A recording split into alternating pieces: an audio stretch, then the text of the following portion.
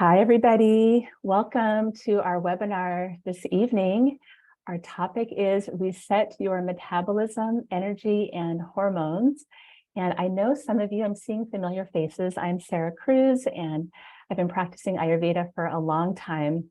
And these topics of metabolism, energy, and hormones, I feel all go together. They really do go hand in hand. And I've been weaving in the ancient practices of Ayurveda, but also more recently applying some aspects from modern medicine and functional medicine. And that's been really interesting. I like how things integrate and serve us even more in our modern busy lives. So we have people popping in. MJ in Seattle interested in how to change my metabolism. Yeah, it's like an ongoing relationship with our bodies, is thinking about our metabolism, our digestion, our energy levels. And we're going to be diving into all these things together tonight. In the chat, I'm seeing kind of some commonalities. People are interested in balancing hormones as well and how that ties into metabolism. So, oops, let's see. I like to teach in an interactive way. So as you have questions or comments or want to share, just feel free to unmute. I have the windows minimized, so I can't see all of you. So go ahead and just unmute and share and ask your question anytime. Oops, excuse me. I want to first start by expressing my gratitude and love for my teacher of Ayurveda, Dr. Vasant Lad. I studied with him some years ago at the Ayurvedic Institute, and this last Saturday, I actually attended a webinar on meditation that he taught. So I really got to go back to some of these teachings. Meditation is probably his favorite topic to teach and to talk about. So it was really a treat to sit with him, even though it was virtual, but still being with him in that way and being reminded of these teachings. So just giving thanks and gratitude for my teacher. And these are some beloved colleagues and friends here as well. I wanted to share with you all why I do what I do.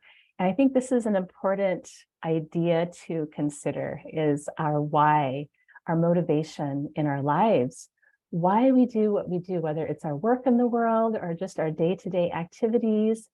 Why do we do these things? And so I've been reflecting on this the last few months.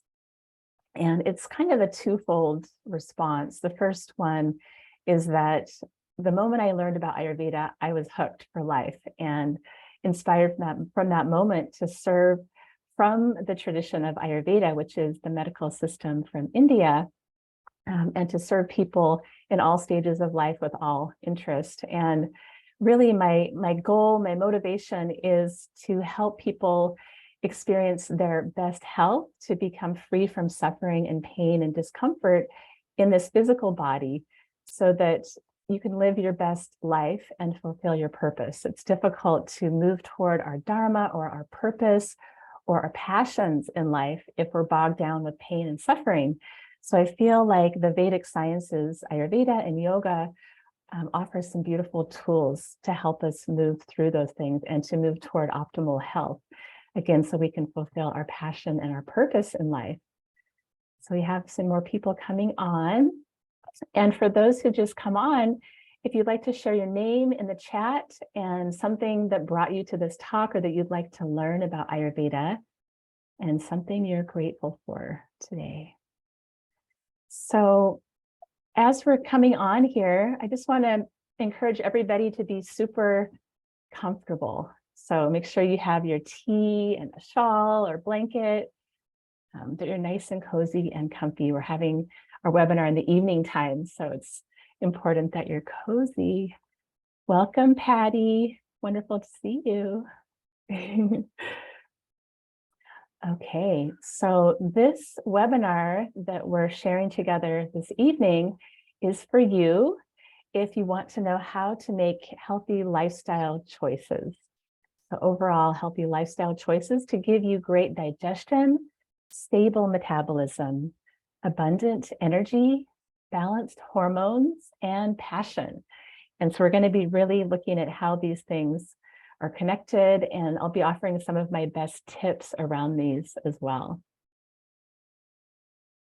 Now, before we get into all of that, I want to have us come together and do some gentle pranayama to drop into the space of being together, learning together, and sharing in this time. So go ahead and find a comfortable seated position wherever you are.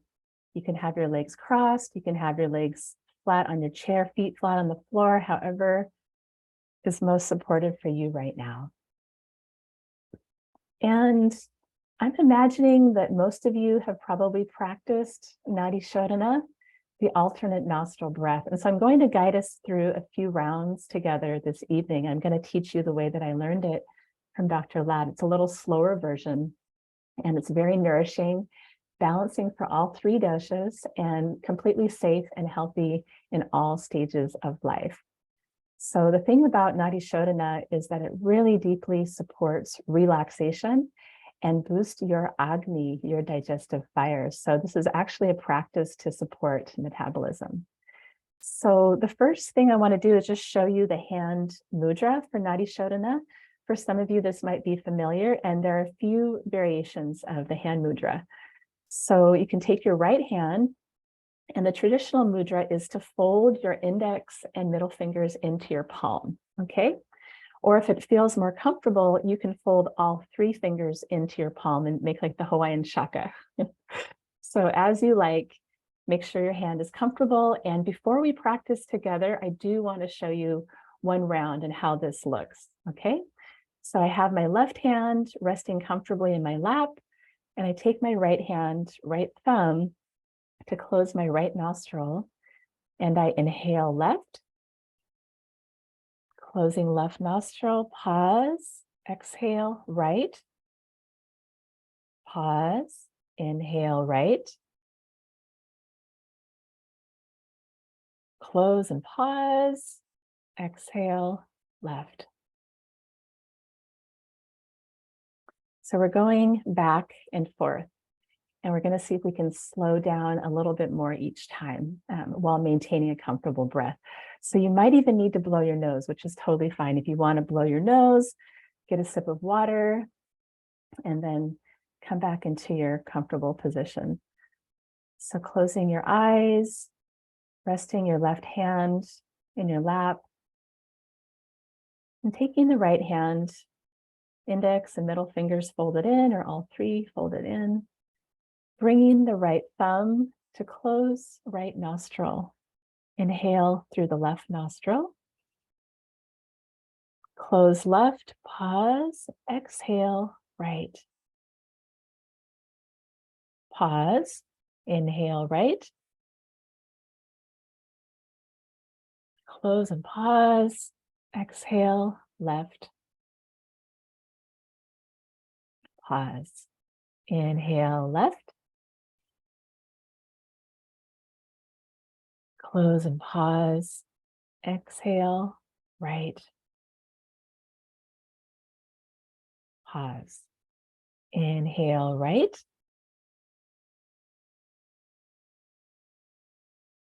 Close and pause, exhale left. Pause, and go ahead and continue a few more rounds at your own pace, nice and slow.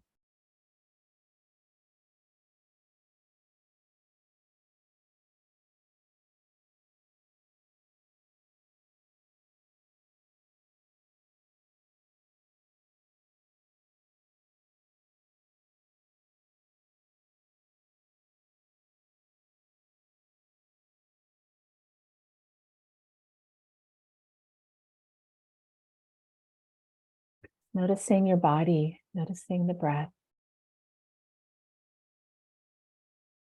Noticing everything settling in, dropping inward. Soft quality in the body.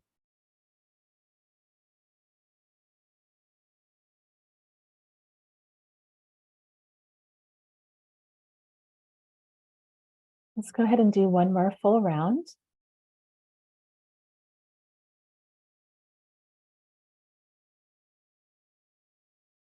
And have your final exhalation be out your left nostril.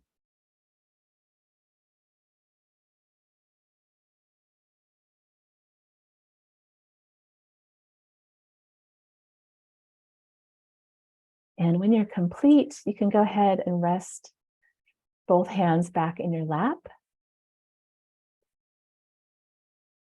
And you can return to a natural breath. Just noticing the body, noticing the breath now, if it's changed. Noticing the quality of your mind. Noticing that. This is my favorite pranayama practice before having an important conversation or giving a presentation, going on stage. I've recommended this to a lot of stage performers for dissolving anxiety. It's helpful for winding down, getting ready for bed, or just to center and bring clarity to the mind. So this one yields so much fruit. It's one of those they call low-hanging fruits that's so simple, so attainable. It's free. You can do it anytime, and it gives so much benefit. So if anyone wants to share in the chat how you are feeling from that, I'd love to hear. Welcome to Jerry Lynn and Joanne. Great to see you here. Hi, Joanne. All right. So some of you may already know your Ayurvedic constitution, and for others, you may not know about your doshas, Vata, Pitta, and Kapha. If you know nothing about the doshas, if you could say so in the chat, that would be great. And I'm not going to really go into great depth tonight on this topic because it's kind of a larger topic, and I really want to focus in on our subject of metabolism, energy, and hormones. But I do want to touch on this foundation in Ayurveda. And the three doshas, these three fundamental energies that make up who we are first of all coming from the 5 elements. And in the Vedic tradition, we look at the 5 elements being ether or space, air, fire, water, and earth.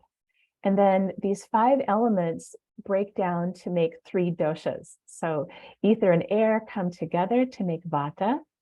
Fire and water come together to make pitta, and then water and earth come together to make kapha. And you also may know that everyone has all 5 elements and all 3 doshas in our bodies, but in different proportions. And so this is the beauty of it, is that we're all unique. And once we know our Ayurvedic constitution, we can go about making healthy lifestyle choices that support our unique body-mind type. And life starts to become a little more interesting that way. There tends to be less judgment toward oneself or toward one's partner or friend. Once you know your constitution or their constitution, there's more acceptance, like, okay, this is part of their true nature. And so it's interesting to start playing with this and seeing if you can identify the doshas in your friends and family. So Ayurveda is this ancient Vedic system that arose alongside yoga. Yoga and Ayurveda are sister sciences, and they are over 5,000 years old. But I find that the wisdom coming from them really stands the test of time. So it applies beautifully in our modern life. Something about these philosophies is that we consider whatever is happening in nature has an impact upon us. And we likewise have an impact upon nature. So we're interconnected with nature and the cosmos, so above, so below, the macrocosm and the microcosm. These are fundamental, understandings in Ayurveda, that we're part of nature. We're not separate from nature. And let's see, Patricia's noticing feeling more clarity after pranayama. Wonderful. And Jerry Lynn has read about the doshas that don't know much. Okay, so I'm going to talk a little bit about some of the main qualities of the 3 doshas. And to get a more specific sense about your constitution, you might even want to take an online dosha quiz or meet with an Ayurvedic practitioner to really, truly know your constitution. So I want to look here at some qualities that we consider when thinking about the doshas. All right. There's this philosophy that we look at a lot in Ayurveda: like increases like, and the opposite quality balances. So this is really interesting to think about, that if we think about it, like if a person has dry skin, for example, then they go to the high desert and they don't moisturize their skin, then the skin can get more dry, right? And so we want to think about bringing in the opposite qualities. So opposite of dry would be oily or wet, right? And so we bring these opposite qualities in for each dosha. For Vata, the primary qualities for Vata dosha are dry, light, cold, and mobile, okay? There are actually a few more, but these are the ones that tend to increase rather quickly in our environment, I see. So if a person has dry skin, they're feeling light and ungrounded, maybe cold and mobile. Maybe the mind is busy or they're physically on the go and feeling like there's some imbalance. You literally bring in the opposite qualities, right? So we bring in wet and oily. So making sure that the Vata person is hydrating and keeping well oiled internally and on the skin, staying well hydrated, well oiled. And if there's lightness or feeling ungrounded, we bring in heavy quality. So it could be heavy foods like root vegetables and stews and grains and beans, things that are kind of heavy and grounding will help ground Vata. And then warm quality will help support or balance the cold quality that can increase. A lot of times Vata, people that have high Vata feel cold first. This time of the year, we're actually in the Vata season of the year, Vata, almost Kapha time of the year. And this cold quality can come on really quickly. And so to balance, we want to make sure we have our warm cup of tea, or that we have warm spices and we have a hat on when we go outside. So the warm quality can quickly bring balance to Vata. And then opposite of mobile is stable. So for that busy kind of on the go feeling, if we bring stability and routine and consistency, these are some of the most beneficial things we can do to balance Vata. And I want to say that even if your dosha is not predominantly Vata, we all experience increased Vata at some point, especially this time of the year or around menopause and beyond. That's kind of the Vata stage of life. So you can think about this idea of the opposite qualities coming into balance Vata, and just be thinking if this is resonating for you, if there are some of these qualities that come up for you and how you might bring balance. Then the second dosha is Pitta. So Vata is the energy of movement and communication, and Pitta is the energy of transformation and digestion.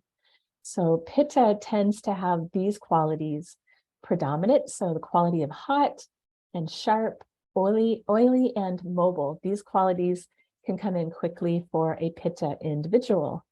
And what we do is bring in the opposite qualities. We bring in cold to balance excess heat, smooth when there's kind of sharp quality, dry when there's excess oil, and stable when there's excess mobility and activity. So Pittas tend to be the fiery, passionate people in our lives and in society. They have a lot of great ideas and wonderful leaders, and they can get physically overheated, or the heat can kind of stir up some anger or frustration internally. So we want to keep the Pitta person cool and calm.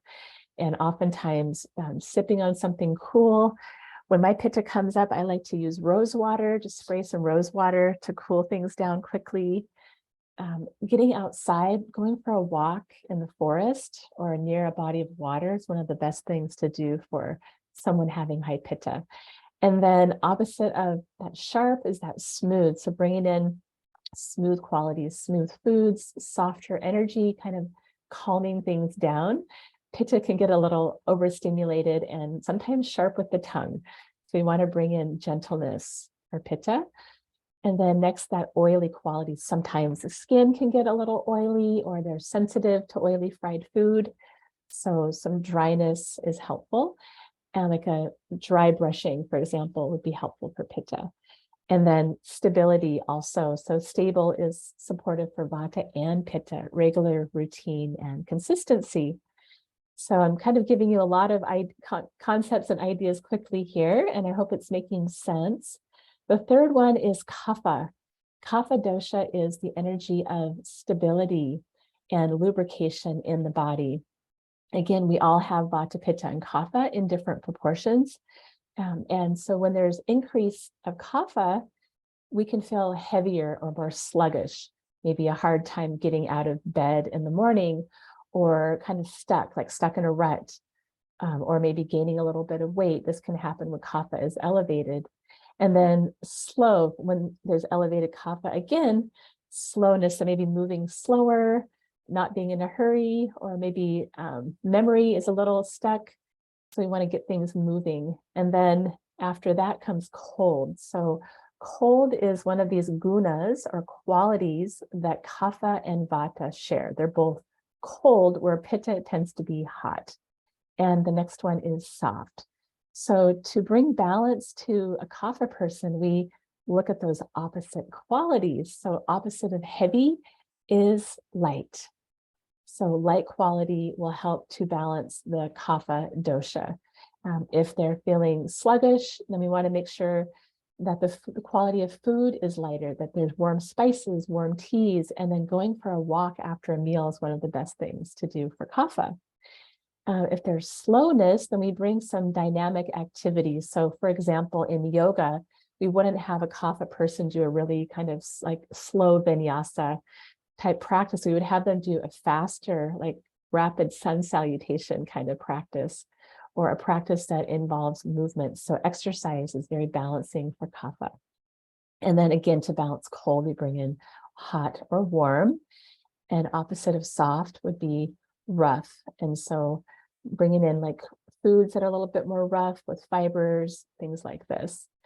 So be thinking about that for you. And it's really as simple as bringing in that opposite quality. If you're having a symptom or some imbalance or some congestion, you want to think, what can I bring in that's opposite of like cold and sticky? Something dry and light, like a hot ginger tea, for example. So that's, oops, I'm still learning how to use these buttons. So if you have any questions, you're welcome to note that in the chat or unmute if you have any comments or questions about what I just shared. So this is something I think is really interesting, and that is this idea that our digestion and metabolism, our creativity, and our passion are all connected. And so it's true that when we have good, steady, regular digestion, we have more energy and ultimately more Shakti. And Shakti is this primordial, dynamic, feminine energy of the universe that is present in all living beings, women, men, children, animals, plants. It's this powerful, creative, dynamic energy. And we can tap into that even more when our digestion is strong and steady. Have you noticed that when your gut is kind of sluggish, or your digestion is sluggish, your energy is low, and your motivation might be low? But if you have a period where your digestion is great and your energy is good, you're motivated, inspired to create and do more of what you love. So that's what it's all about, is feeling our best so we can really get down to doing what we came here to do in life. So this is something that is interesting to think about, and that is that you are what you digest. So what I've learned in about 24 years of practicing Ayurveda is that a lot of imbalance starts in the mind, not simply in the body, but it starts in the mind with our choices and our emotions and how we process stress. And all these things impact, our choices around what we put into our body too. So what we focus on in our mind expands, and this idea that you are what you digest, and this includes what you take in through your sense organs, through your mouth, your eyes, nose, skin, ears, and heart. So whatever is coming through your senses gets processed and digested into part of who you are. So this is something that I think is interesting to note, what you digest through your senses, but also what you digest in your body through food. So you can be putting in all kinds of delicious, healthy food, like food pictured in this image, but if you're under chronic stress, that food won't get digested. So we have to look at not only what we eat, but how we eat and how we process information in our day. Okay. Now, this is something I love to share because we're getting down to metabolism according to Ayurveda. And there are some Sanskrit words. I've mentioned a few of them earlier, and I want to make sure that they're clear for you. So the first one is the main thing we look at when we think about metabolism in Ayurveda. And this is a Sanskrit word called Agni. Agni is your digestive fire, your digestive capacity. It's that fire element in the universe that's also present in your body. The primary Agni is called Jatara Agni. It's your digestive fire in your gut, in your stomach. And it's literally digestive enzymes, hydrochloric acid. This is the Jatara, the great Agni of your body. But then the Agni is also present in your organs, in your sense organs, in every cell of the body. So the idea is that if we can keep our Agni, our digestive fire, strong and steady, then we can digest and process all kinds of different foods and life experiences. But if our Agni becomes slow and sluggish, it's called Manda Agni in Sanskrit, slow Agni. This is actually the beginning of illness and disease, according to Ayurveda. So when I read the ancient text, a lot of times it'll say the cause of this disease is slow Agni, slow digestion. And so when we can pick that back up and have that warmth in the belly and that satisfied feeling after a meal, complete digestion, healthy elimination, then we're able to tap into so much more energy. So there are a number of ways that we can support our Agni. And one of them is, it's one of my primary tips I'm going to be talking about tonight too. But one of them is to have our meals at a consistent time.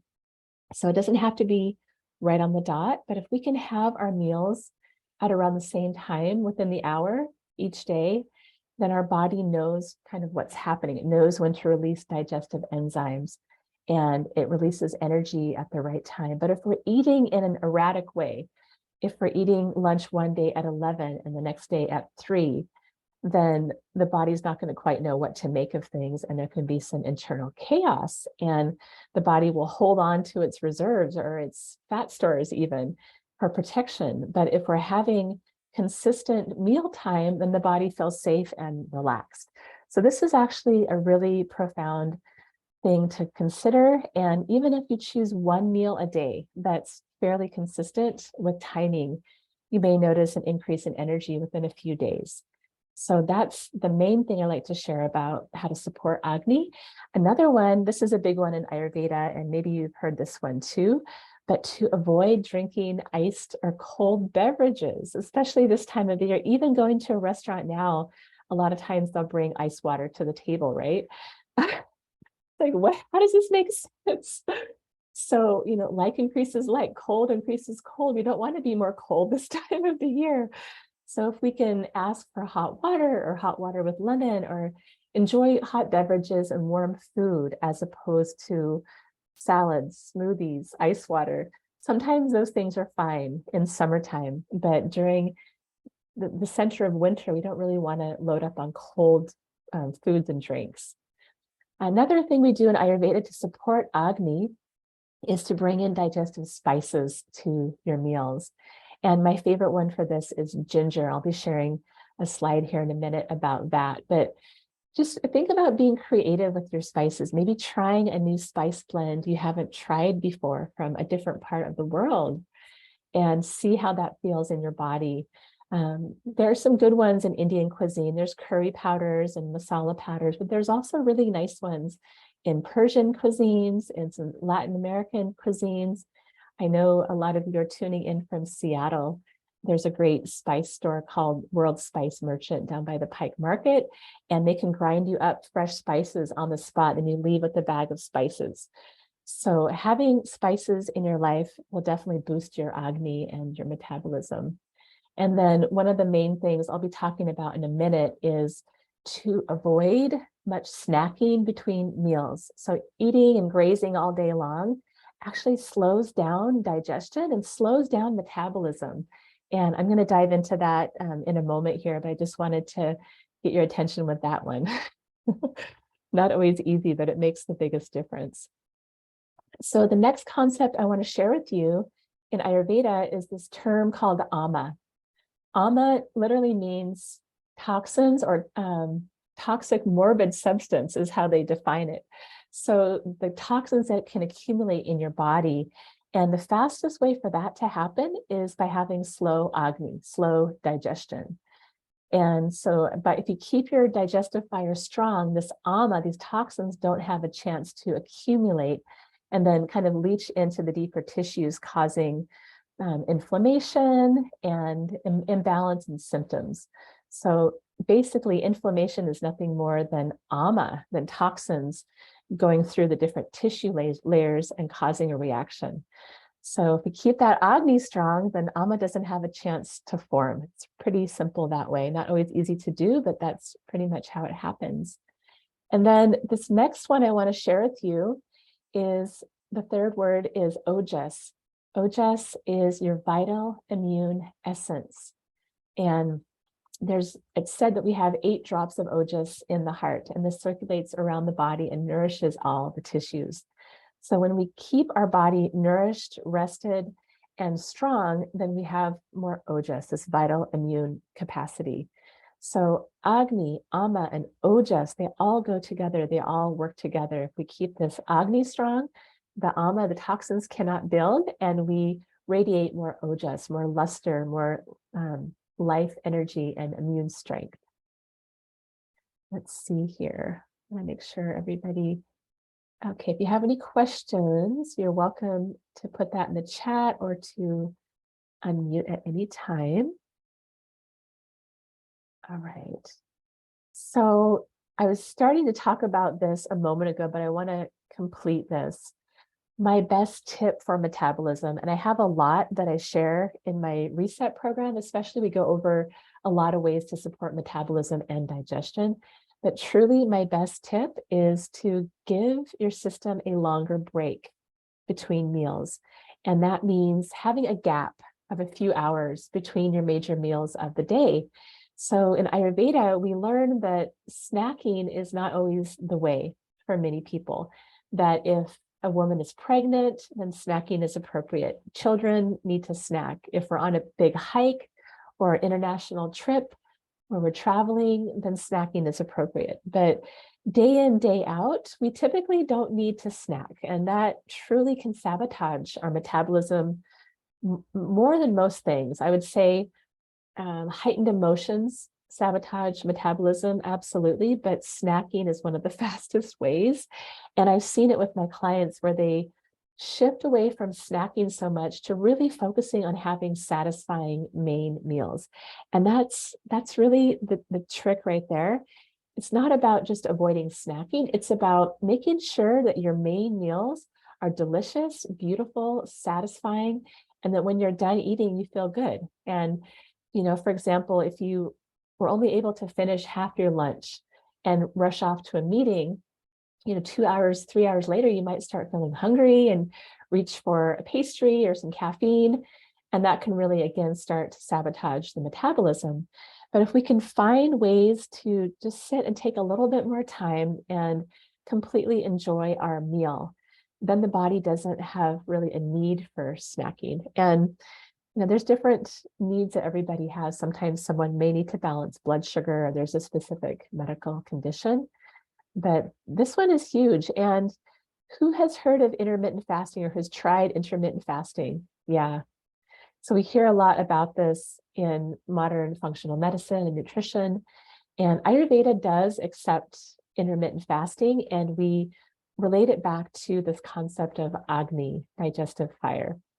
That when we have a larger gap, our fasting window between meals, then it gives the metabolic system a chance to charge back up. And that's when it taps into its fat stores and its toxins or its excesses in the body. The body can start to burn those cells, those stores as it needs to during those fasting windows. So we all have different needs in terms of how long, to wait between a meal. It might be a few hours. But in intermittent fasting, they talk about having an eating window, having all your food within 8 hours or 10 hours or 11 hours. And I'm not going to really get too much into that right now because each person has unique needs. But what I can say is if we have a longer fasting window at night, so if we can finish all of our eating 3 hours before bed. So this is another really big tip that I share with a lot of my clients in our programs, is to wrap up all your eating, be satisfied, complete 3 hours before you go to sleep. And then wait to have your breakfast or your early lunch the next morning and create that wider window, that fasting window. That's when the magic happens. That's when the body gets a chance to heal and recover and recycle its excesses. So think about that and how that might look for you. All right, so I mentioned ginger a moment ago, and it truly is my favorite digestive remedy. So my favorite digestive tip and remedy that's kind of fun also, and if you've read some of my newsletters, you might have seen it in there too. But you take a slice of fresh ginger and squeeze some lime juice and a pinch of salt. So literally a slice or two of ginger, just a few drops of lime juice and a pinch of salt. Then you chew this up, you chew and chew and chew until it becomes liquefied. And you'll feel your hunger kick in about 5 minutes. So, say it's dinner time, say it's, 5:30 or so, but you're not quite feeling hungry, but it's time to eat. And just take a moment and chew on this ginger with lime, or if you don't have lime, lemon's fine, and salt. And this really kicks it in quickly. So have fun with that one. Then people ask me all the time, my clients ask me, I need more energy, I'm exhausted, I have full day, I have family and kids and work, and how can I increase my energy? And of course, the first question that we think about in Ayurveda is for whom? For whom are we thinking about? And what is their lifestyle? What is their stage of life? What is their diet like? We think about all of these.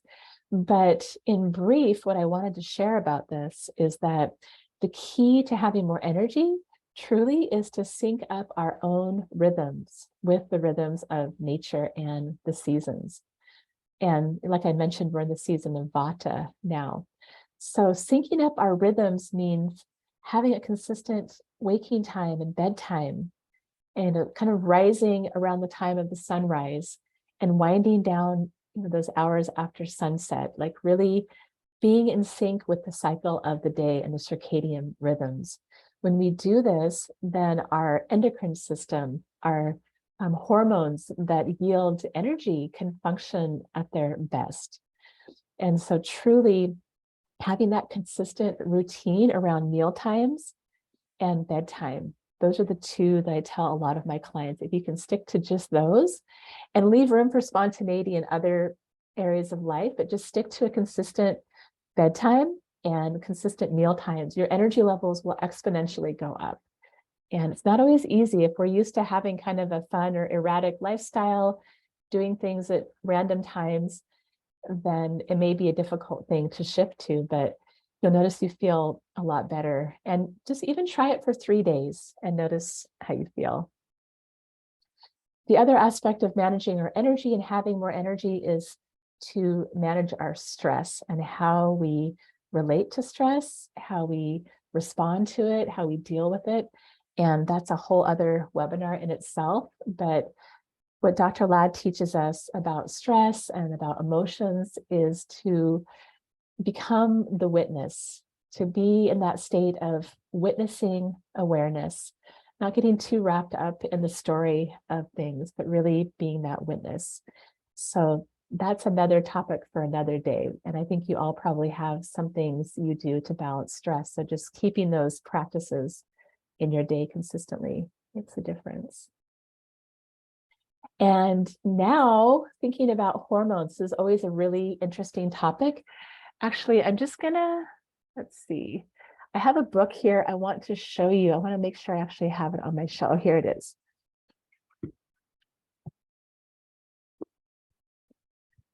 I was realizing I wanted to show you a book. So this is a book by one of my classmates and colleagues. Her name is Dr. Claudia Welsh, and the book is called Balance Your Hormones, Balance Your Life. And she's a practitioner of Ayurveda and Chinese medicine. Balance Your Hormones, Balance Your Life, Claudia Welch, Welch. And when I read her book, I was so happy that she had taken this time and put this information together. And at the end of reading her book, the essence of what I got from that is that the main thing we need to do to balance our hormones is to have a consistent daily routine and lifestyle. And what I've learned is that 80% or more of our health is really determined by our lifestyle and our routine and what we do every day to take care of ourselves. So it's those regular, consistent practices done over time that nourish the endocrine system, that release hormones in our body. And our hormones are all connected. Our thyroid hormone, our sleep hormones, our reproductive hormones, stress hormones, bliss hormones are all related. So if one system is being nourished, then they're all nourished. If one is being taxed, then they're all taxed. If cortisol levels are high, the other hormones are affected. And so if we maintain a steady sleep rhythm and sleep and bedtime, regular routine around food, regular self-care practices, and having that consistency, then our hormones thrive. And Ayurveda definitely uses things like nutrition and herbs and supplements as well to support healthy hormones. But the first place we start is with, it's called Dinacharya, your daily routine and how you take care of yourself. So I wonder how that's occurring to you, if that's making sense. If anybody has any questions about this content, you're welcome to unmute or write in the chat as well. Honestly, hormones is a pretty big topic, but if I could just leave you with one concept, that one I think makes the most difference, the daily routine. All right. And okay, then my best tip for sleep, this one I mentioned it a moment ago, but I want to really emphasize it. And that is going to bed at the same time every night. Again, it doesn't have to be on the minute, but within a few minutes. If you're aiming to be asleep by 10, then try to be cozy in bed about 9:30, some winding down to bed practices, and have that bedtime be consistent. So like I mentioned with food, if the eating patterns are off from day to day, then that affects our energy. And with our sleep, if we go to bed one day at 10 and the next at 2 a.m. and our sleep pattern is erratic, then our sleep hormones get confused. Serotonin, melatonin, dopamine, all the hormones get thrown off. But if we have a regular sleep routine, then again, the circadian rhythms kick in and all of our other hormone systems can get rebalanced. And as you know, sleep is sacred. This is the time where our bodies heal and repair and detoxify and process the day and process thoughts, feelings, and emotions. So even in my reset program that I offer to my clients, we're focusing a lot on nutrition and metabolism, but I focus a lot as well on the importance of sleep and sleep rhythms and routines and how important those are for all of us. Who could use a little support with their sleep these days? Yeah. So we are in that season of Vata dosha, and Vata is dry and light and all these qualities. And so when Vata is increased, it can affect our sleep. And so again, one of the best things we can do for our sleep is to nurture Vata, to have regular routine, warm food, warm spices, warm beverage, oil the skin, try not to overschedule oneself, kind of limit what you take in through your senses. We're inundated by so much information these days, and it can be overstimulating for the senses. So sometimes taking a fast from some of those things, or just a day of quiet or silence, can settle Vata dosha right down, and that can lend toward beautiful sleep pretty quickly. So, actually, one more thing I was going to share with you before we get on to that next slide. I just shared some tips with you, some of my best tips around energy and hormones and sleep. Also, my favorite digestive remedy, that ginger. But I wanted to share with you some of my other best general tips that I share with my Ayurvedic clients. And if you come to me for a consultation in the past, I might have even shared some of these things with you, and maybe you're still doing them, Or maybe this is a great chance to remember some of those things and consider bringing maybe one or two of them back in. So some of the other tips that I share with my clients, one of them is to wake up in the morning and have a glass of warm water. And you might even put a squeeze of lemon or lime juice in that water. So what this does is it flushes toxins from the night and it hydrates the kidneys, it stimulates the bowels, it helps to wake the body up. So before grabbing caffeine, think about having a glass of warm lemon water. If you do drink caffeine, I would recommend waiting until after 10 a.m. to have that. That supports the adrenals quite a bit. If you can just push the caffeine out further, if you do drink caffeine, instead start with lemon water or maybe an herbal tea and then have your other delightful beverages a little bit later. Another tip I share with my clients, especially this time of the year, is self-massage called abhyanga, applying warm oil to the skin.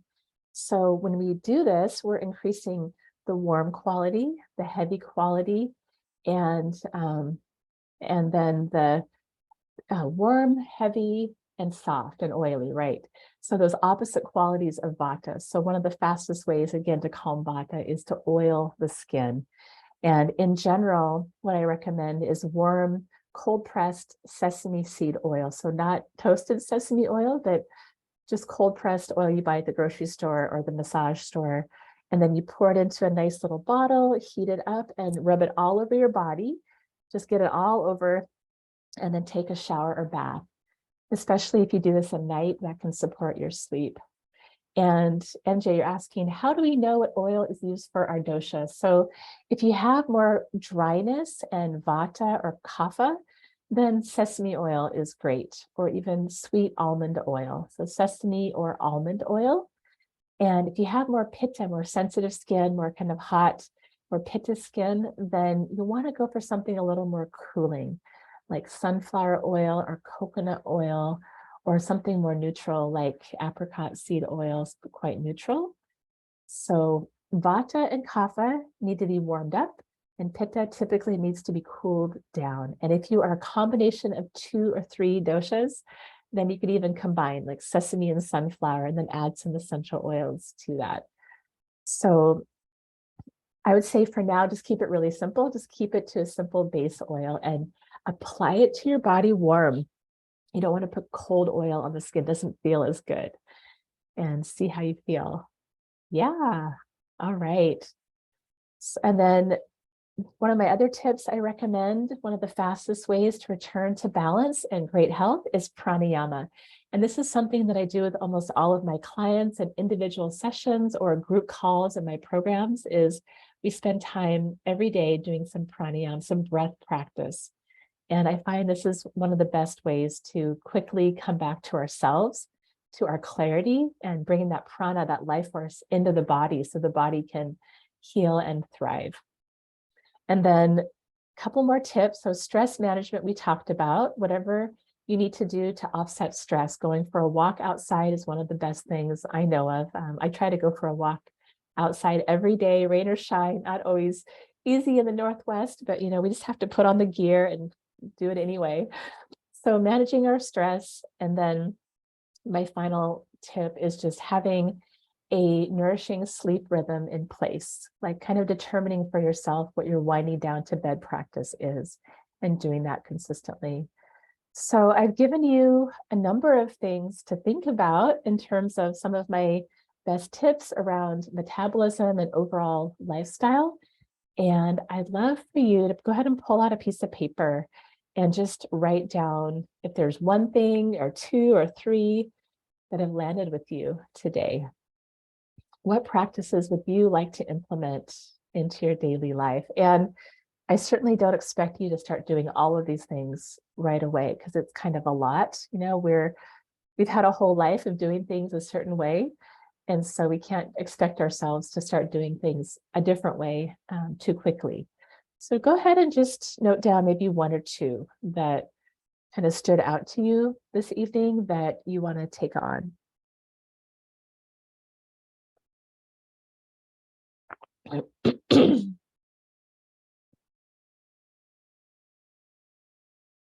Maybe it's replacing cold beverages with hot beverages, or maybe getting to bed.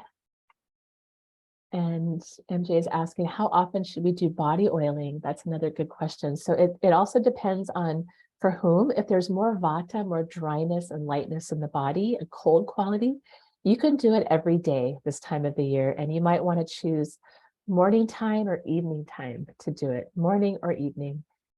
And so if you have more oily skin, like a pitta person, more oils in your skin already, then you might do it 2 or 3 times per week. And kapha might even do it 1 or 2 times per week. Kapha people tend to have really soft, kind of oily skin anyway. So honestly, for kaphas, I recommend dry brushing with like raw silk gloves or dry brushes is even more supportive for kapha people than the oiling. But for if you have vata at all in your system, I would say just go for it as often as you have time. And it starts to become less of a chore and more of a like pleasurable ritual to look forward to, that you just can't wait for that time in your day. So see how that goes for you. And a couple more things about the self-massage is you want to make sure the room you're doing it in is warm. So if you're in a bathroom, then turn on the heater or space heater. And you might, take your shower after you oil. So showering after oiling pushes the oil deeper into your skin. That hot water pushes the oil deeper. And then you want to use a little bit less soap, right? What I recommend is having a designated Abhyanga towel. So one towel in your house that's for patting off after the shower, after you've oiled your body. So you're not getting oil on all of your linens, right? So think about that. All right. Would anybody like to share a practice that you're thinking about trying after our talk today? I'd like to ask you about, oh, I'm sorry. Go ahead. Hi, Sarah, thank you. I wanted to ask you about sleep because normally I sleep really well and I don't have a problem. But my sister died recently and it has totally thrown me off in terms of my sleep. I mean, I might get tired and go to bed regularly, 10 or something, but I'm always waking up, maybe 3-4 hours later, and then I just can't sleep. So I, sit up in my bed and watch or listen to something on the internet for a few hours. And then, I'll go back to sleep maybe a little while, or maybe I'll just be awake, basically. I mean, it's a real it's a time of grieving and it's really affecting my sleep and, lots of other things too. But, when you don't, I'm used to sleeping well. So it's, it's distressing. Yeah, Joanne, thank you for sharing. I'm so sorry about your loss and your sister. And the grief process can take time, right? Just letting it be what it is, giving yourself that time and space for that, and just being really gentle with yourself during this time. Just that's the main thing I would say, is to be really gentle with yourself and get your rest and your sleep when you can.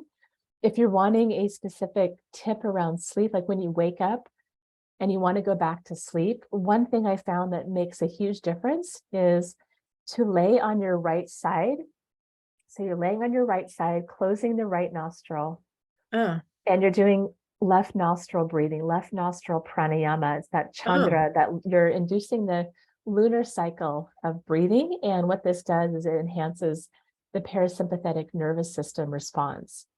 So, for any of us, if you wake up with hot flashes, you wake up to go pee in the middle of the night, or something wakes you up, the cat wakes you up, or you're having a hard time falling back asleep, this is the one I actually recommend to my clients the most for that. If you wake up at 3 a.m. and you're wide awake, to lay on the right side, close the right nostril, close your eyes, and breathe really slow in and out through the left nostril. Oh, great. Okay. Thanks. I'll try that. Thanks for asking. Thanks. Yeah. And MJ, yes, you can dry brush first and then do oiling. So dry brushing is wonderful for lymphatic circulation, right? So you can have your dry brushes or your gloves, just full body scrub, and then your oil. So that's a great order to do it. You could do exactly in that order. And yeah, thank you for that, MJ. Anybody else want to share in the chat or with us as a group, maybe one practice you're interested in walking away with and trying, or maybe bringing it back. Maybe you've done it in the past. You're like, you know what? I think I want to bring that one back. So if anyone wants to share, I'd love to hear.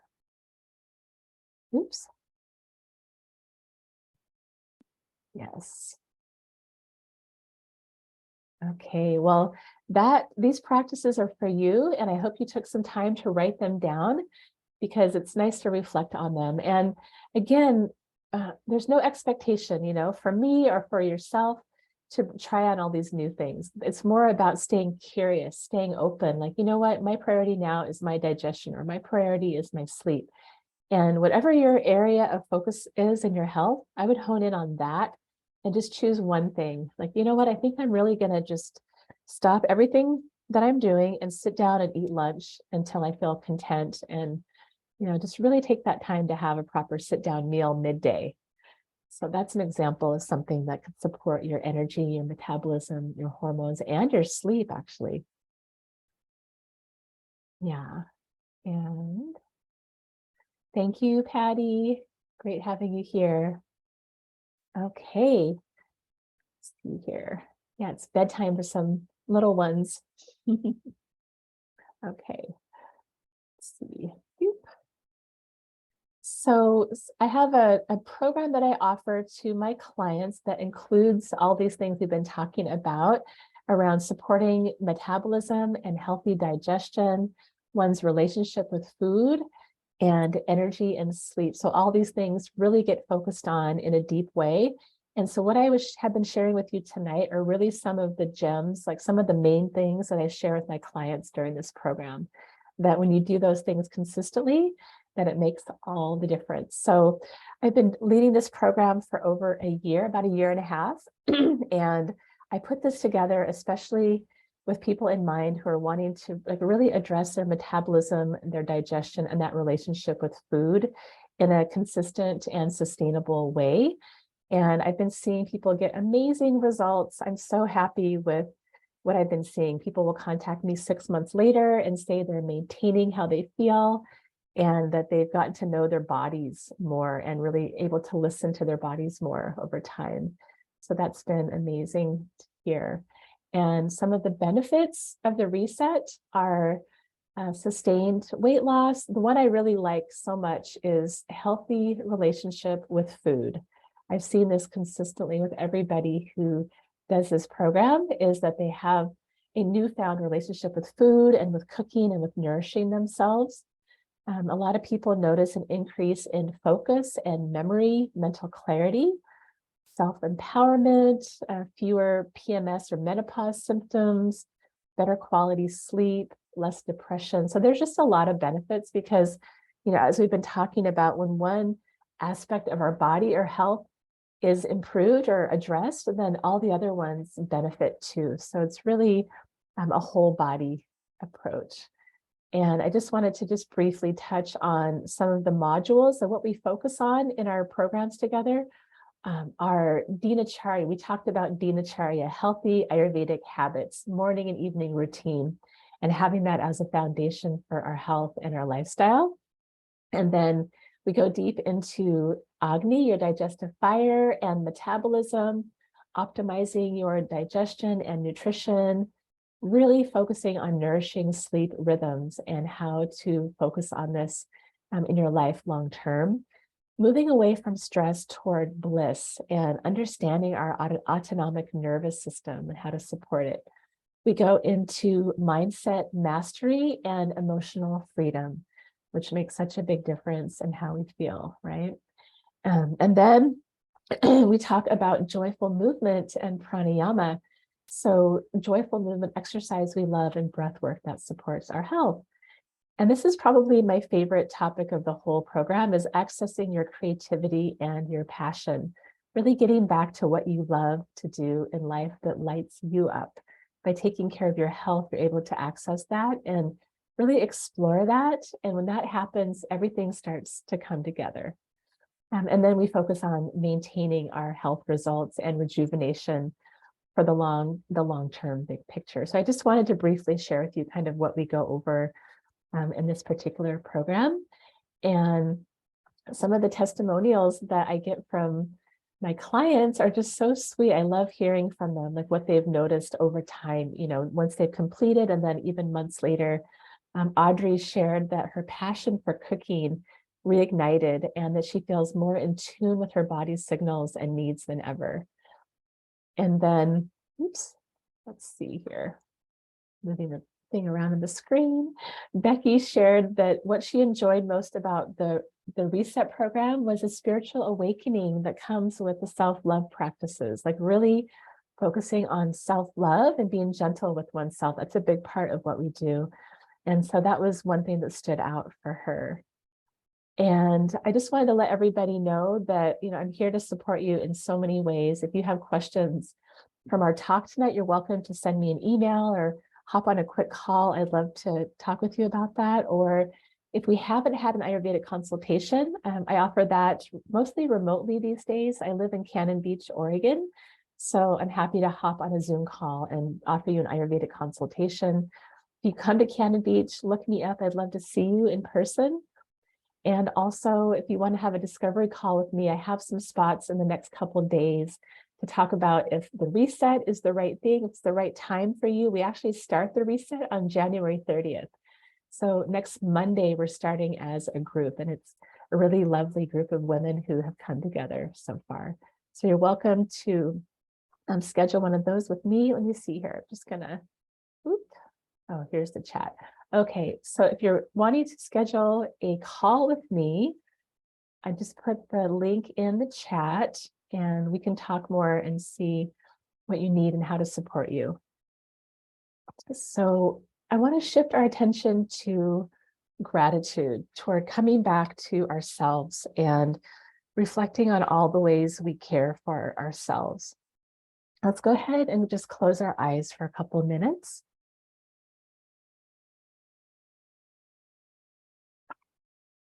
And get present to your intentions around your health, around your life, and those projects that you're passionate about in your life.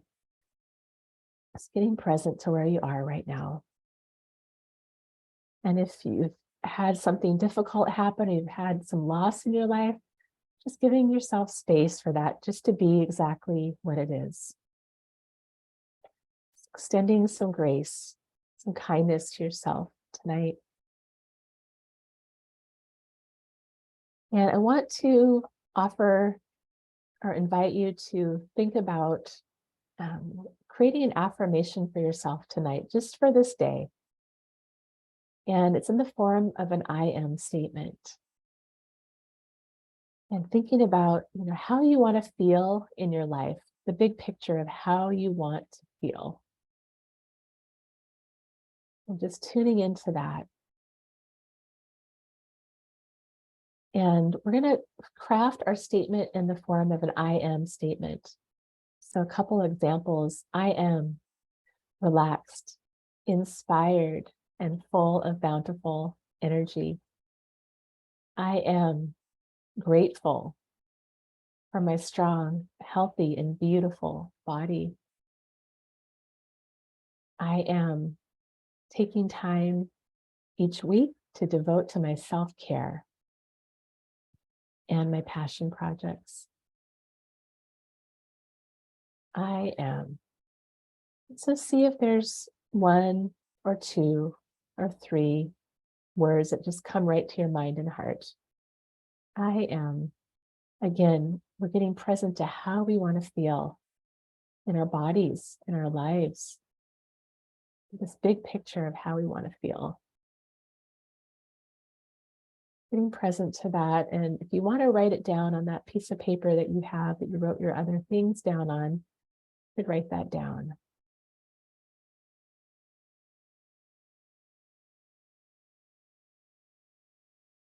I am. And a really powerful practice is to repeat this affirmation or this mantra before you go to bed. So those last 5 to 10 minutes before you sleep, just repeating it a few times. And then also upon rising in the morning, before you even get out of bed, repeat this phrase a few times, and it literally can reprogram your neurology, can create new neural pathways, can create space for those words to come into being in the present moment. It's very powerful. So when you're clear on not only how you want to feel, but what you're really calling in for yourself in your life, getting clear, writing that down, and then repeating that morning and evening. So I just want to offer this to you as an exercise. Maybe tonight before bed, you can get present to this. And maybe tomorrow you might even write a different one to see what comes up for you and what resonates. If anybody wants to share their I am statement in the chat or out loud, or any other questions, thoughts, or ideas, I'd love to hear from you.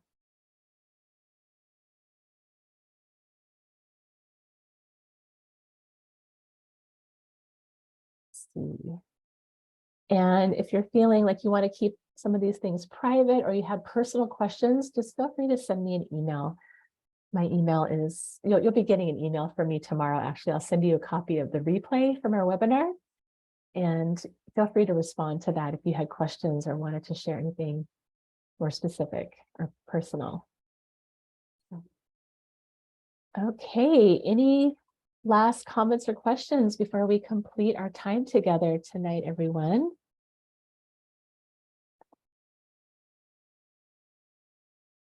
Okay, see here. Seeing some of you there.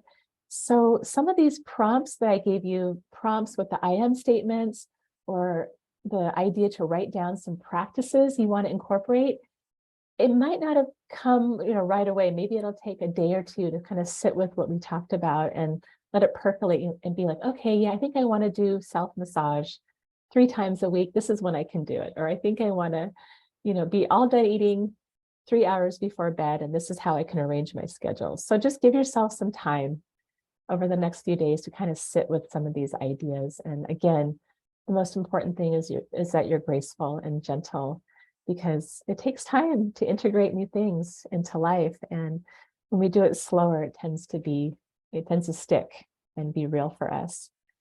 So thank you all for being here. I love sharing with you, and so nice to see familiar faces. And yeah, I'm just inspired by your presence. Thank you. Good night, everybody. Bye. Thank you. Nice to see you. Yeah, nice to see you, MJ.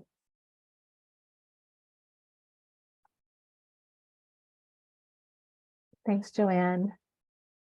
Good night.